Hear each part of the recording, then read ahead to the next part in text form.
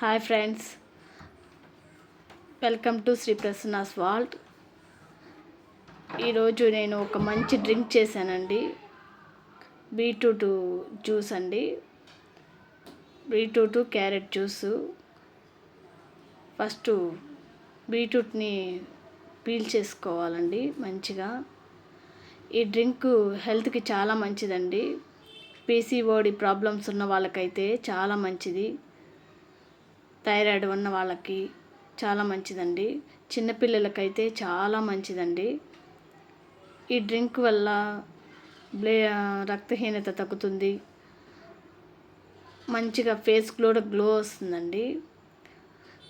Night time రోజు ఈ drink ఒక 2 స్పూన్స్ డ్రింక్ వాటర్లో మిక్స్ చేసుకొని తాగేయచ్చండి. నైట్ టైం తీసుకుంటే చాలా మంచిది.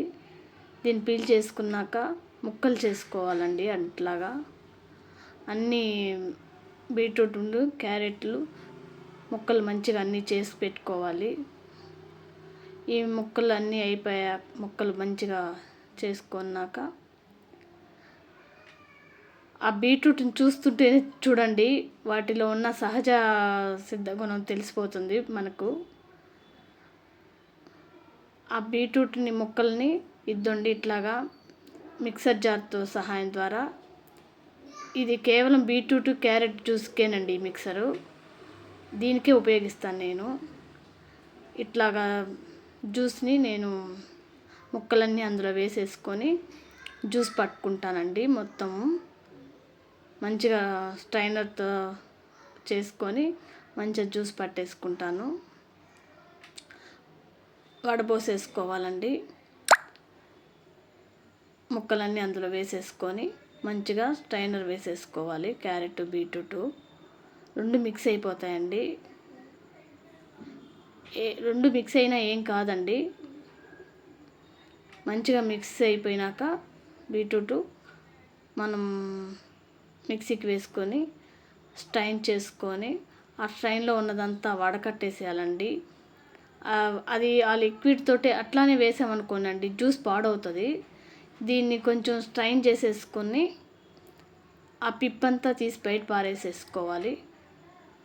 చూడండి పిప్పు ఎలా వచ్చిందో. స్టవ్ మీద బెల్లం వేసి కొంచెం వాటర్ వేసి బెల్లం కరిగేంత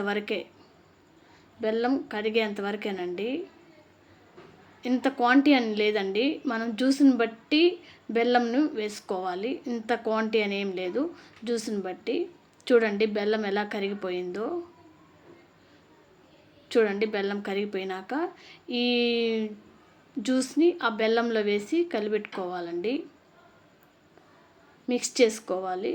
మిక్స్ చేసుకున్నాక ఒక 15 మినిట్స్ బాగా మసల పెట్టాలండి.